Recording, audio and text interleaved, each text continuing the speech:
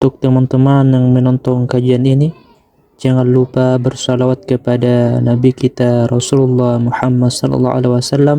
Allahumma salli ala Muhammad wa ala ali Muhammad. Banyak orang bertanya tentang wali Allah. Betul gak? Siapakah wali? Ada yang ngaku wali, ada yang ngerasa wali. Ada yang mengatakan, oh wali gak tahu dirinya wali. Nah, tapi sebelumnya supaya Allah buka kalbu kita, pikiran, biar nurnya masuk, mari kita baca surah Al-Fatihah. Semoga Allah memberkahi kita semua. Al-Fatihah. A'udzubillahi minasyaitonir rajim.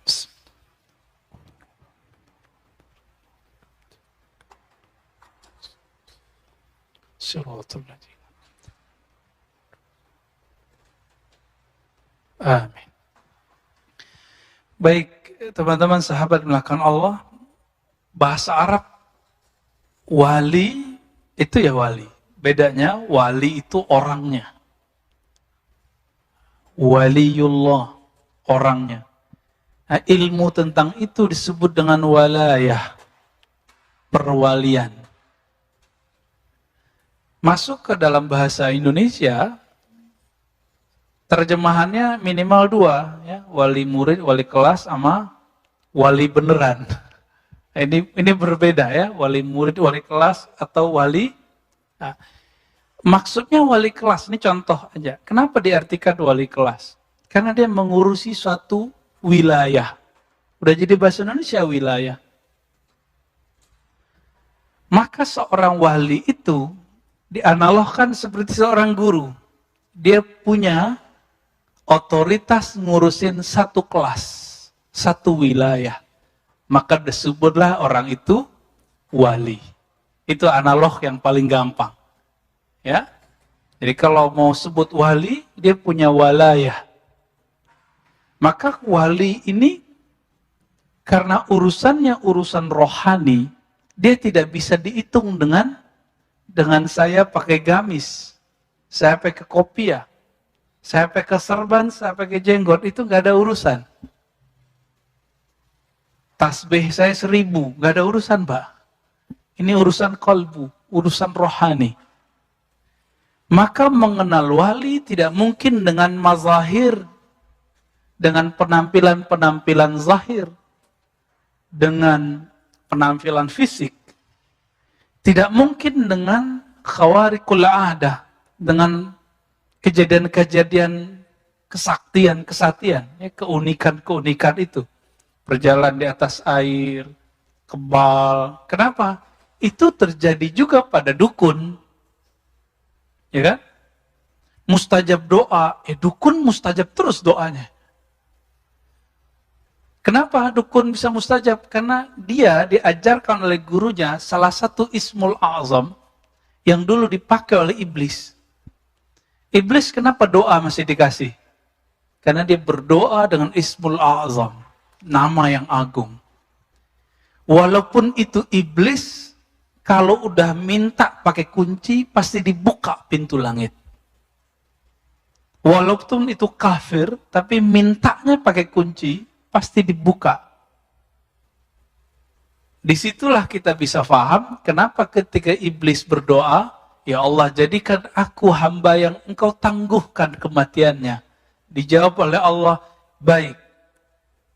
Engkau minal munzarin, engkau akan menjadi di antara ciptaanku yang ditangguhkan kematiannya. Di antara. Berarti ada yang lain toh? Ada malaikat. Nabi mungkin ada. Wali mungkin ada.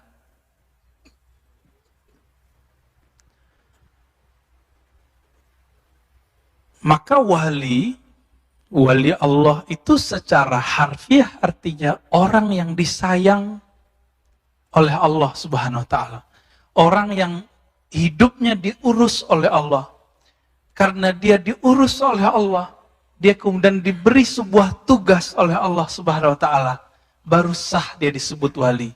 Ada penugasan Pak wali itu. Wali kelas aja diangkat, ada SK-nya. Masa waliullah nggak ada SK-nya? Tapi SK-nya bukan pakai tertulis gitu Pak ya. Tertulisnya bukan di kertas begini. Tertulisnya di alam malakut dan jabarut. Ini yang disebut dalam hadis Nabi. Orang yang tidak terkenal di bumi, terkenal di langit.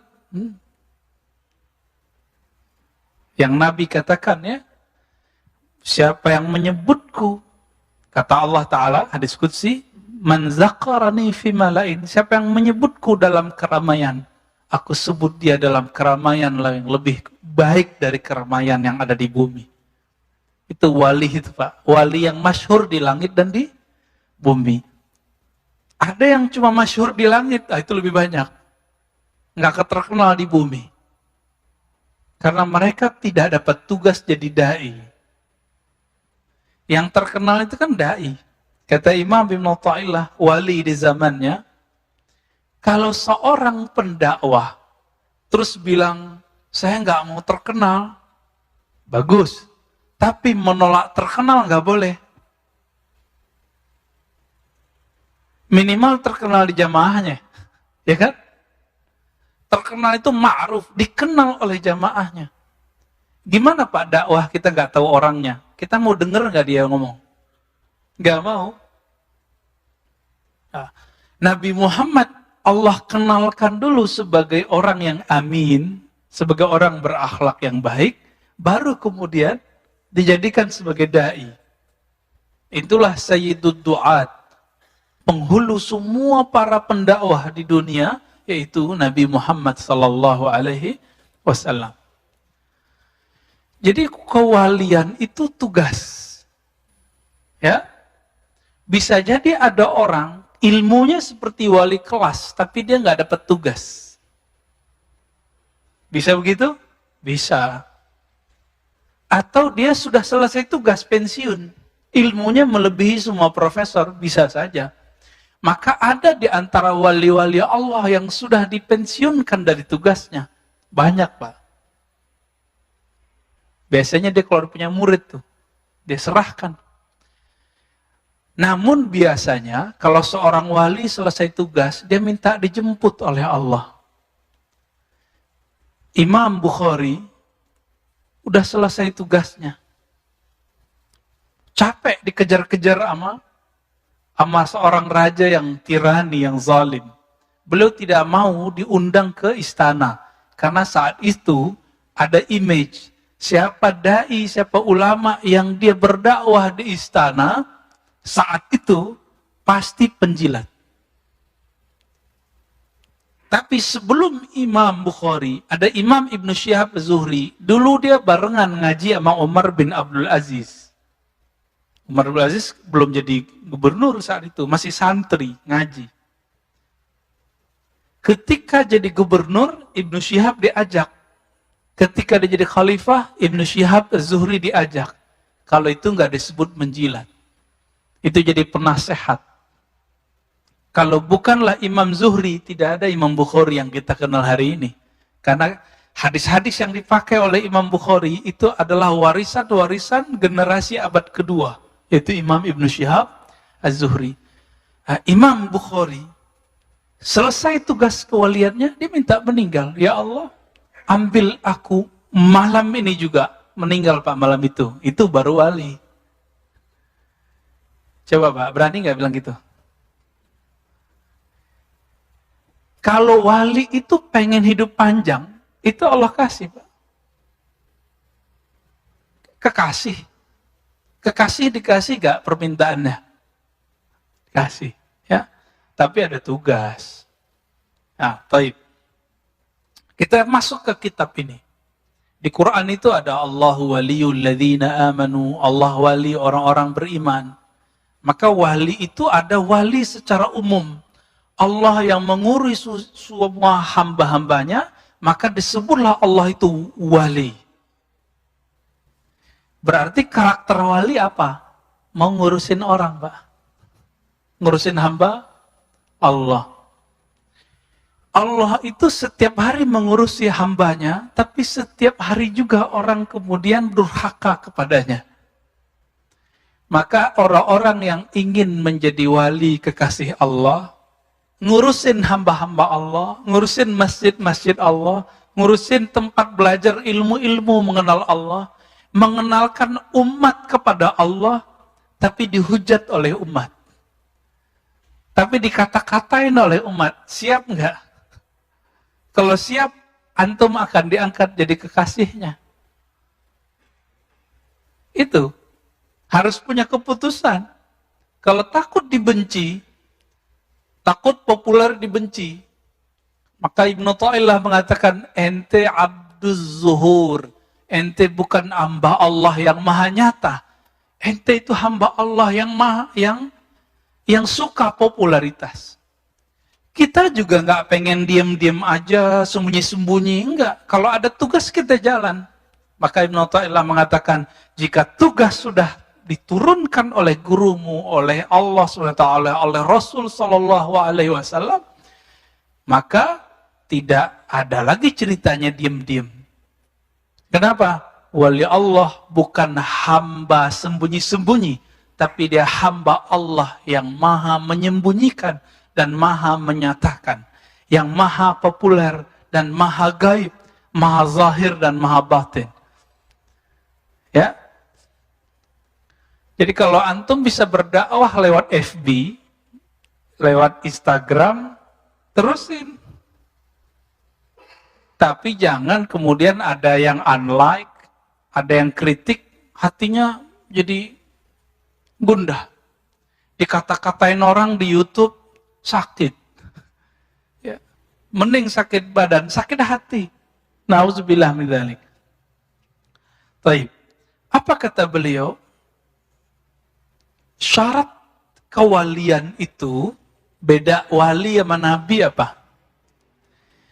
Seorang nabi syaratnya maksum, terpelihara dari dosa.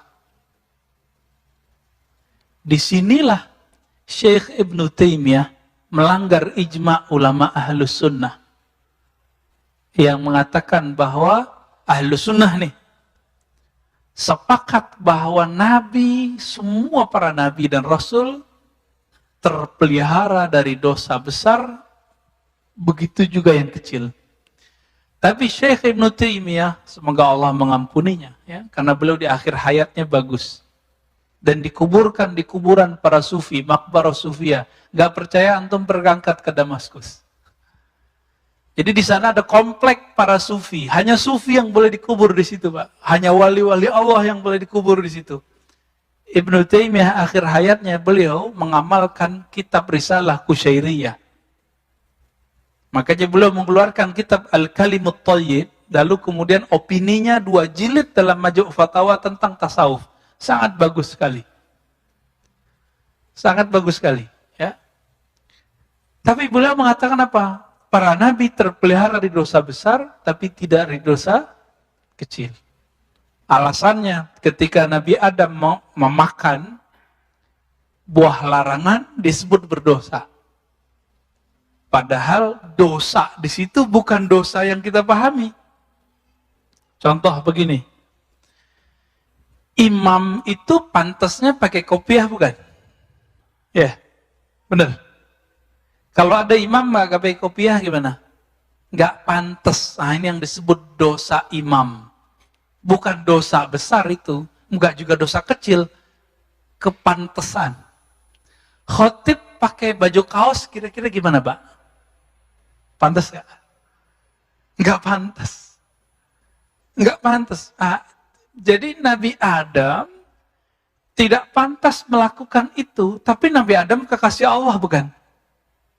Maka Nabi Adam itu kekasih Allah melakukan sesuatu pelanggaran adab. Kira-kira Allah murka atau gemes? Kalau kekasih? Gemes, Pak. Maka dikasih ujian. Turunlah ke bumi.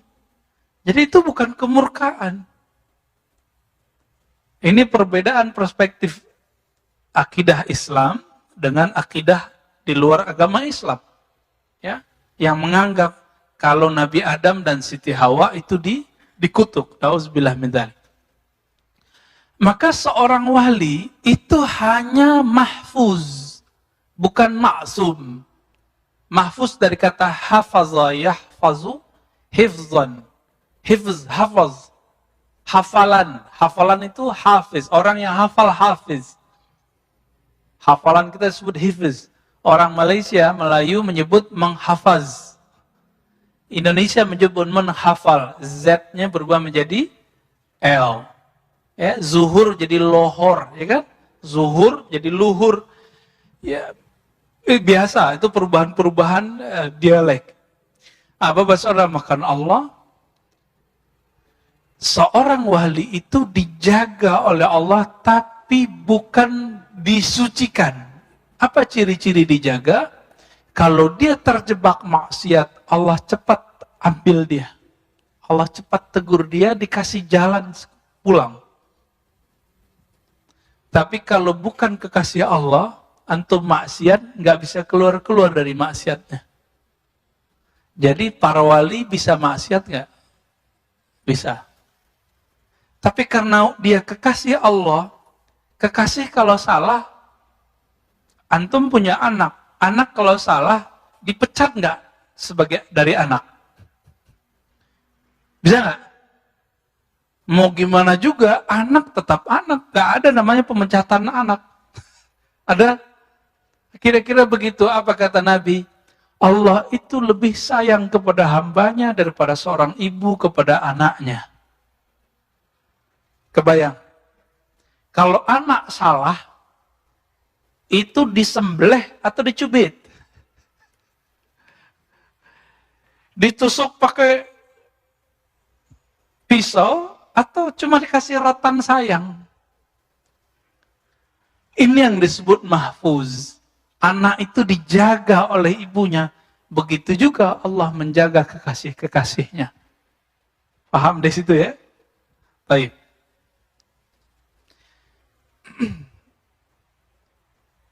Maka beliau mengatakan famin syaratil wali ayyakuna mahfuzan. Maka syarat wali dia mahfuz.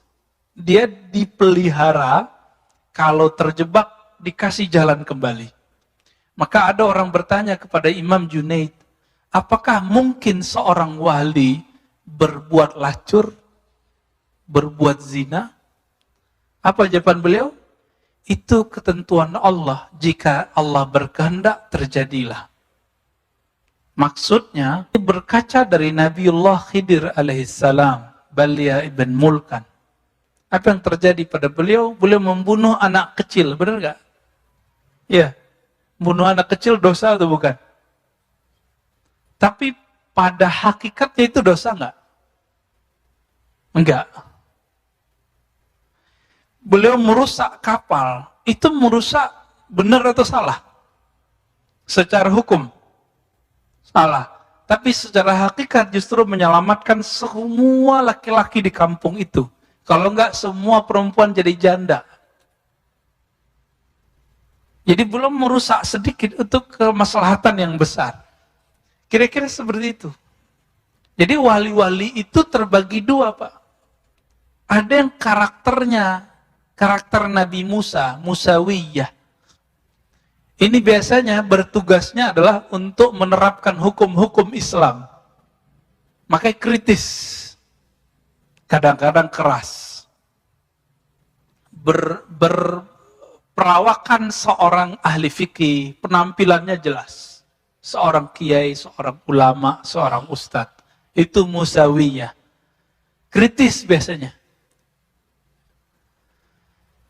Nabi Musa kritis bukan? Kritis. Lalu ada karakter wali yang kedua. Wali yang kedua, wali yang khidriyah.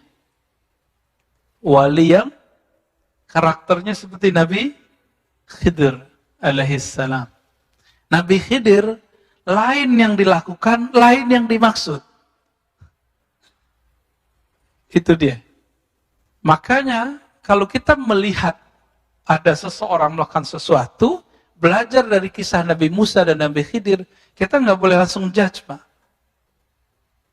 Ini sekarang orang udah satu masjid, udah ngejudge orang. Jadi udah Nabi Musa nggak lolos, Nabi Khidir nggak nemu. Ya? Namun yang sempurna itu adalah walayah al-Muhammadiyah.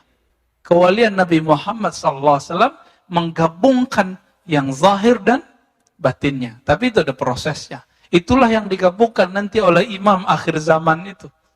Yang kita sebut Imam Al-Mahdi. Imam Al-Mahdi. Ya. Baik. Satu kali, jadi wali-wali di awal-awal dulu sampai sekarang, yang wali-wali Musawiyah ini, dia mainnya di adab. Imam Abu Ali Ad-Daqqaq mengatakan Abu Yazid Al-Bustami yang semasa dengan Imam Muslim, beliau mendengar ada seorang wali di satu sudut kota. Karena amalannya Imam Abu Yazid itu sholat di beberapa tempat, mungkin 1000-an masjid, sekedar sholat tahiyatul masjid di masjid itu. Atau ikut sholat jamaah jika waktu maksud sholatnya datang. Itu amalannya Abu Yazid. Jadi Abu Yazid ini safar terus. Ke masjid mana, masjid mana, masjid mana, masjid mana. Kita nggak tahu dulu nyampe ke kita nggak ya.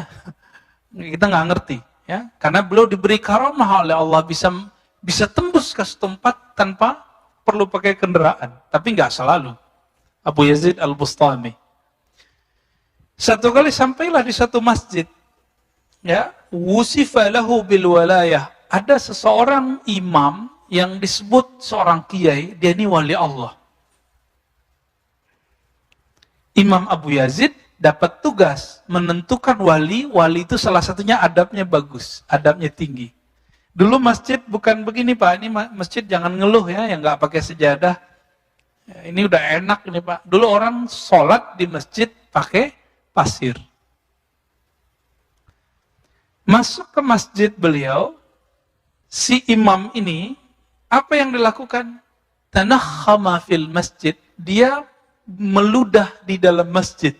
Tidak disebutkan dia meludah ke pasir, atau dia meludah ke jendela, atau meludah ke depan. Tapi dia meludah di rumah Allah. Apalagi kalau kentut di masjid, Pak, mohon maaf. Wali Allah nggak mau kentut di masjid. Kecuali dia khidriyah. Ini bab Musawiyah ini. Pengikut Nabi Musa. Karena pakai syariat. Abu Yazid Al-Bustami qaddasallahu sirrahu, ketika melihat begitu, langsung raja'a wa lam yusallim alaihi. Langsung pulang, nggak jadi nyapa beliau. Nggak jadi apa kita sebut. Kita kalau datang ke kiai nyebutnya apa? Sowan. Nggak jadi sowan. Apa kata beliau? Man la yu'man ala adabin min abai syara' kaifa yu'man ala asraril haq. Jika ada orang tidak amanah terhadap adab-adab syariat, bagaimana dia bisa amanah terhadap tugas-tugas langit? Gak mungkin. Gitu, ya. Maka kalau ada orang-orang yang melanggar syariat itu dan mengingkarinya, ini syaratnya. Jadi kalau yang bukan wali, Pak, ini wali nih, kata orang. Tapi kita jarang melihat dia melakukan ibadah misalnya. Belum tentu dia gak ibadah. Kita harus dengar dari dia bahwa dia mengingkari ibadah itu. Mengingkari syariat itu. Kalau dia mengingkari syariat itu, batal kewaliannya.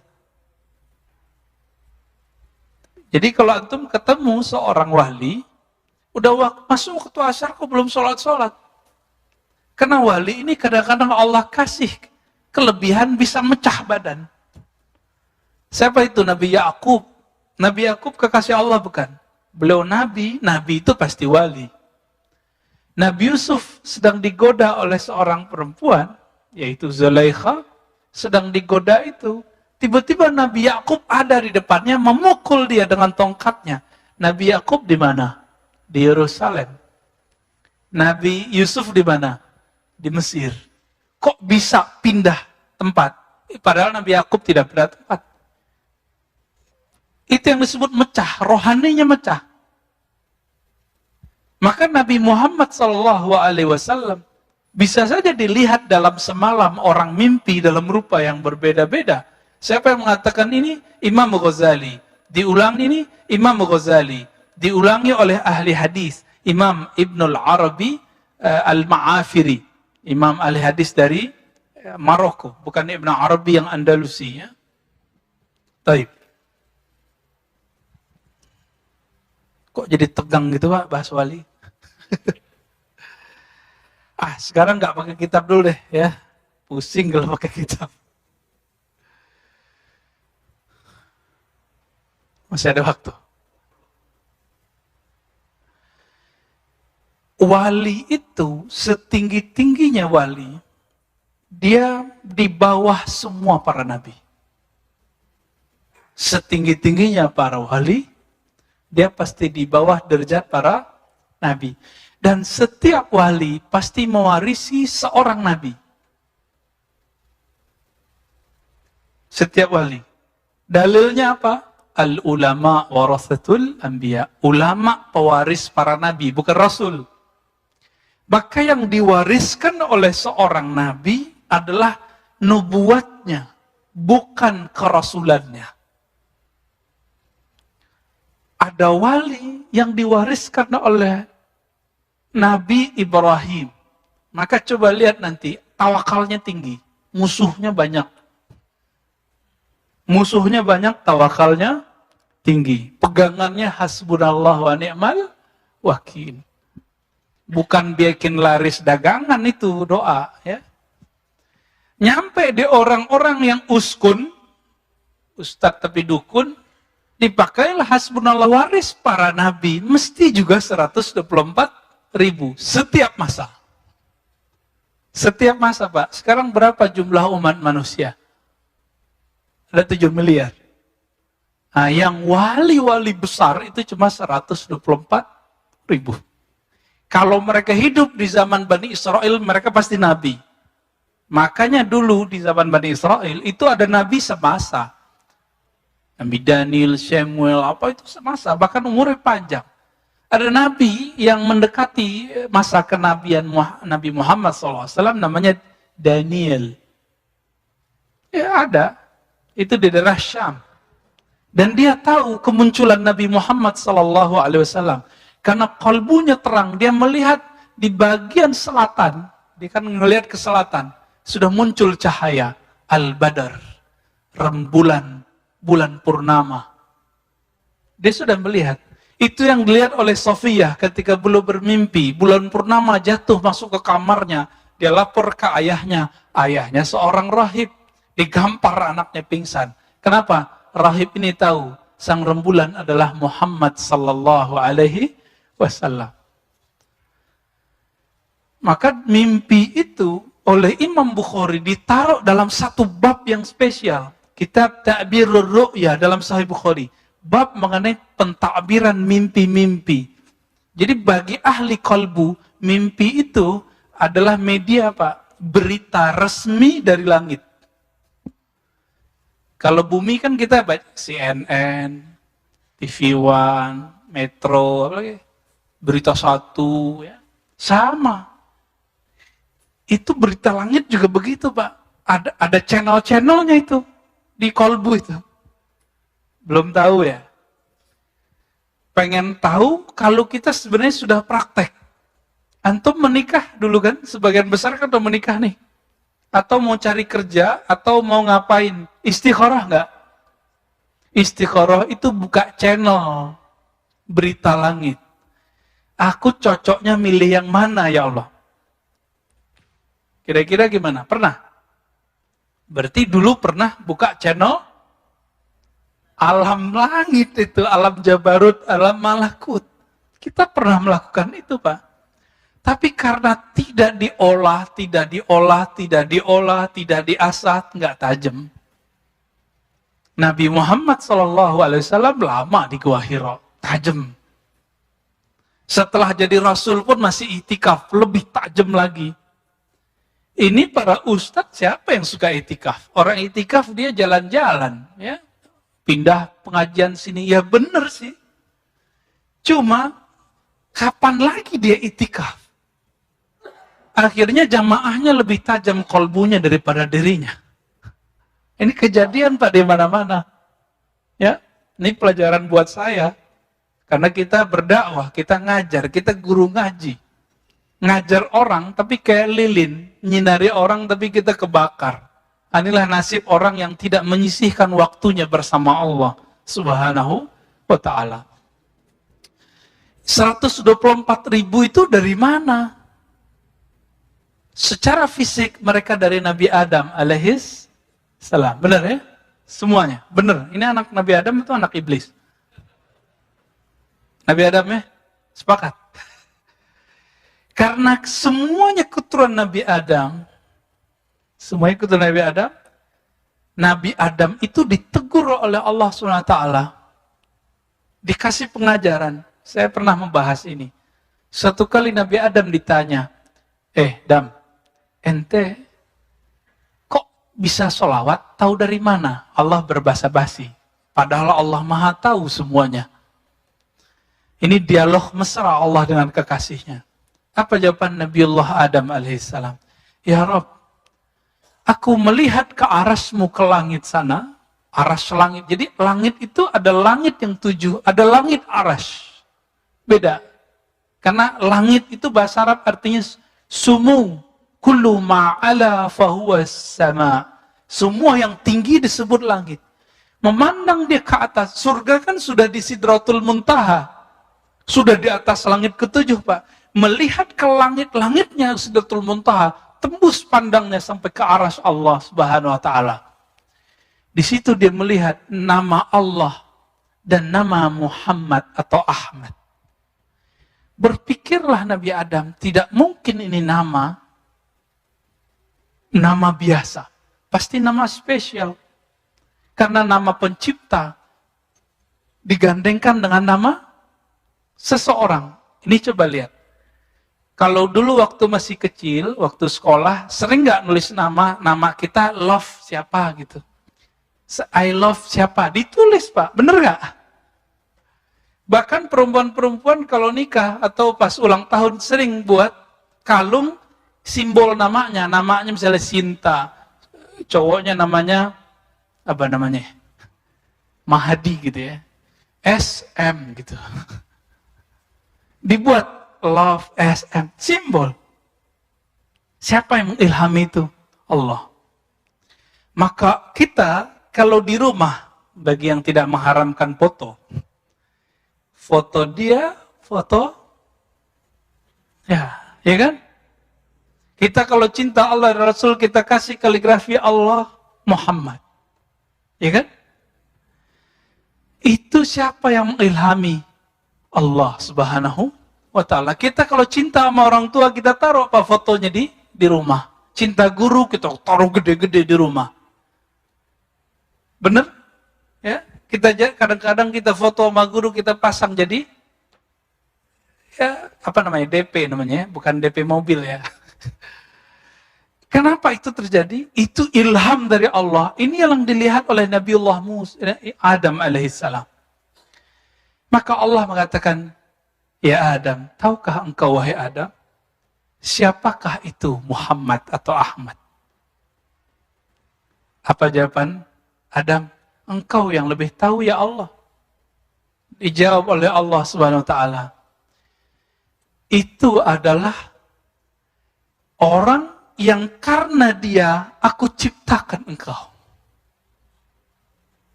Karena dia aku ciptakan engkau. Kira-kira lebih penting dia atau engkau? Kira-kira begitu maksudnya. Dan itu menjadi mahar, Pak. Menjadi mahar pernikahan ibunda Sayyidatuna Hawa dan ayahanda Adam alaihissalam. Kan kita pantas menyebut itu. Ya? Abuna Adam wa ummuna Hawa. Itu maharnya. Sekarang antum main-main dengan salawat. Ya?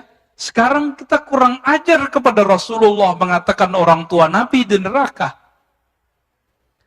Dalam hadis yang sahih, Allah itu memerintahkan kepada Jibril untuk memilih siapa orang-orang terbaik di dunia. Maka terpilihlah Arab. Keturunan Ismail, Adnan. Dari Adnan terpilihlah Quraisy. Dari Quraisy terpilihlah Abdul Muttalib. Dari Muttalib terus ya Bani Hashim, Abdul Muttalib ke bawah Abdullah, Aminah. Nabi Muhammad itu suci, benar nggak? Ada yang bilang Nabi Muhammad nggak suci, kafir dia. Ya, mungkinkah seorang yang suci terlahir dari rahim seorang yang musyrik? Mungkin nggak? Innamal musyrikuna najasun. Surat Taubah. Sesungguhnya orang musyrik itu najis. Kalau antum bilang orang tua Nabi musyrik, maka mereka itu najis. Keluar dari rahim yang najis. Pantas nggak ngomong begitu? Ustadz, hadisnya sahih riwayat Muslim. Iya, hadisnya sahih, pemahaman ente yang tidak sahih. Kan tidak semua arti ibu dan ayah itu adalah ayah kandung, bisa menjadi paman atau tantenya. Dan itu ada dalam surah Al-Baqarah. Na'budu ilahaka wa ilaha abaika Ibrahim wa Ismail wa Ishaq. Kakek paman disebut abun bapak. Surah Al-Baqarah, kisah Nabi Yakub dengan anak-anaknya. Maka Bapak Saudara, maka Allah, ini wali Allah pasti nggak mungkin kurang ajar sama Nabi, sama keluarga Nabi. Dan Nabi mengatakan, kullu nasabin inqata'a ila nasabi. Semua nasab terputus kecuali nasabku. Maka salah satu mukjizat Nabi hari ini adalah zuriat beliau berkembang luas. Suatu kali datang seseorang bertanya, ya Rasulullah, kami tahu ucapkan salam kepada engkau, Assalamu alayka ya ayuhan Nabi. Tapi secara salawat bagaimana wahai Rasulullah? Nabi nggak hanya nyebut dirinya, tapi nyebut zuriat dan istri-istrinya. Qulu Allahumma salli ala Muhammad wa ala ali Muhammad wa azwajihi wa ali baitihi wa zurriyatihi, di riwayat lain. Ya Allah, sampaikan salam kepada Nabi Muhammad, istri-istri Nabi Muhammad, keluarga Nabi Muhammad, dan keturunan Nabi Muhammad sallallahu alaihi wasallam. Maka wajib cinta zuriat keturunan Rasulullah sallallahu alaihi wasallam. Ini bukan Syiah, Pak, ini Ahlus Sunnah. Ajaran Ahlus Sunnah. Ahlus Sunnah itu lebih mencintai keluarga Nabi daripada Syiah. Nabi berdiri, di depannya ada Hasan Husain. Apa kata Nabi? Hadis Imam Tirmizi, ya Rabb, inni uhibbuhuma. Aku mencintai keduanya. Fa'ahibbahuma. Cintailah keduanya. Dalam riwayat tambahan Imam Tirmizi, maka cintailah ya Allah siapa yang mencintai keduanya. Jadi antum mau dapat cinta Allah, gampang. Cintai zuriat Rasulullah sallallahu alaihi wasallam. Namun zuriat itu terbagi dua. Ada zuriat rohani, ada zuriat jasmani. Yang sudah beruntung menjadi zuriat jasmani, tinggal syukurnya diperbanyak. Kenali kakek Nabi Muhammad sallallahu alaihi wasallam.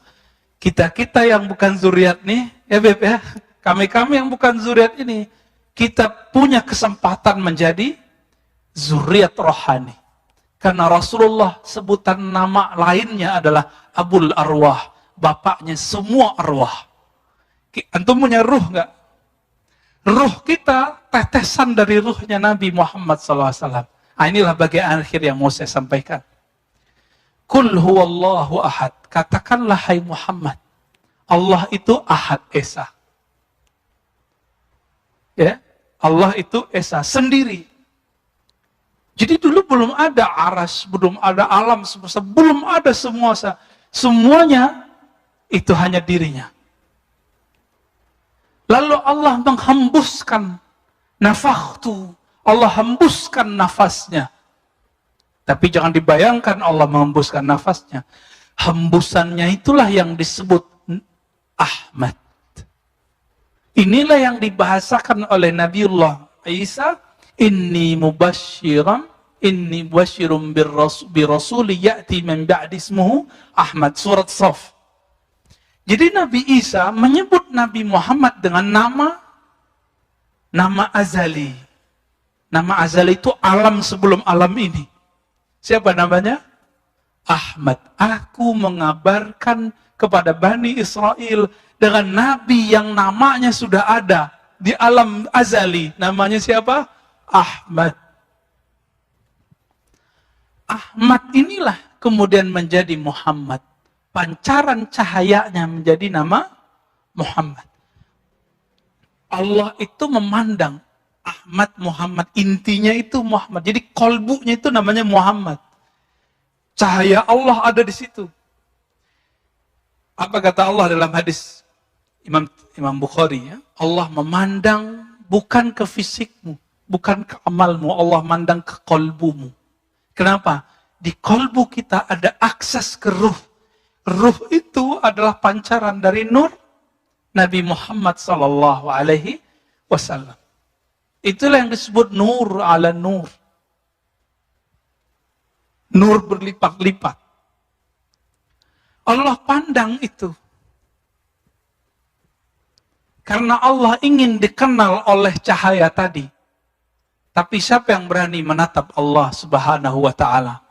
Inilah makna ayat ya, dari surat Zariyat, "Wa ma khalaqtul jinna wal insa illa liya'budun." Tidaklah aku ciptakan jin dan manusia kecuali untuk mengenalku, bukan hanya menyembahku. Pantas nggak orang menyembah sesuatu yang dia nggak kenal? Kerja, tapi nggak kenal kerjaannya apa? Nggak tahu atasannya siapa? Nyaman nggak kerja begitu? Itu sebabnya antum kenapa nggak nyaman berdiri lama dalam sholat? Kenapa tidak jelas siapa yang disembah? Ibnu Abbas radhiyallahu taala anhu mengatakan, liya'buduni liya'rifuni. Jin manusia itu misinya cuma satu, mengenal aku. Inilah makna dari surat Thaha ayat 14. Hai Musa, ya. Innani anallah. Allah kasih mengenalkan dirinya. Akulah Allah. Tiada yang disembah kecuali aku. Fa'budni. Maka sembahlah aku. Itu artinya apa? Kenalilah aku. Jadi misi kita apa Pak di dunia? Mengenali Allah. Coba sekarang misinya dijauhkan, ditaruh di tempat yang tinggi. Apa misi kita? Mengenal yang disembah. Maka kalau sudah misinya itu, kita nggak akan riuh Pak, masalah-masalah kecil sunnah bid'ah itu. Nggak akan rusak cuma karena berbeda kunut, nggak kunut, sayyidina, nggak sayyidina, tasawuf, tazkiyatun nufus, mazhab atau manhaj. Tapi kita terjebak di sini, lupa dengan tujuan akhir, yaitu mengenal Allah. Ini yang disebut ma'rifatullah. Inilah makna inna akramakum indallahi atqakum. Orang yang paling mulia, wali yang paling tinggi, wali yang paling kenal Allah. Yang paling kenal Allah siapa? Nabi Muhammad SAW. Ketika Allah memandang kepada nur Nabi Muhammad SAW, kita kalau dipandang sama kekasih kita, guru kita, orang yang kita segani, keringetan nggak Pak? Keringetan nggak? Ya, karena Allah memandang ke kolbunya alam Nur Muhammad sallallahu alaihi wasallam. Berkeringatlah cahaya itu. Lahirlah dari tetesan cahaya itu 124.000. Itulah penjelasan kenapa para nabi 124.000. Meninggal para nabi semuanya ditutup oleh Nabi Muhammad SAW. Maka para wali pun juga 124.000. Masih ingat perang terakhir yang paling keren? Perang Badar. Berapa jumlah sahabat Nabi yang berperang dengan beliau? 313. Disebut mereka Ahlul Badar. 313. 313 lawan 1000 Pak. Seandainya lawan 10.000 juga masih menang. Kenapa? Karena yang 313 itu tidak takut kecuali hanya kepada Allah. Mereka paling mengenal Allah gitu. Makanya mereka ini nanti, salah satu kisah yang dibawa oleh Habib siapa yang cerita tentang Nuaiman, sahabat pemabuk, itu ajib, kita mau dengarnya kayak mau nangis. Ya? Karena beliau zuriat Rasulullah bercerita tentang Nabi betul-betul dari dalam dirinya. Maka saksikan ya Allah kami mencintai engkau, mencintai nabimu dan zuriat-zuriat nabimu. Nuaiman itu Ahlul Badar. Karena imannya sudah menembus ke dalam relung hatinya. Tapi beliau punya kebiasaan buruk yang susah ditanggalkannya. Yaitu maksiat, bukan maksiat ya. Melakukan dosa minum toa. Di zaman Umar, tim-timnya Umar ini kan banyak. Laporan datang. Ya Umar, itu kekasih Allah atau kekasih setan itu? Ya. Nah, ini sebagai akhir. Apa jawaban Umar? Oh, jangan kamu laknat dia. Karena dia dicintai oleh Allah dan Rasulnya. Maka sahabat-sahabat semua, saya berdoa semoga kita termasuk yang 124.000. Jika tidak, antum termasuk yang mencintai yang 124.000. Amin ya rabbal alamin. Allahumma syfa'na bi syafa'ati nabiyyika Muhammad sallallahu alaihi wasallam. Subhanakallahumma wa bihamdika asyhadu an la ilaha illa anta astaghfiruka wa atubu ilaik. Assalamualaikum warahmatullahi wabarakatuh.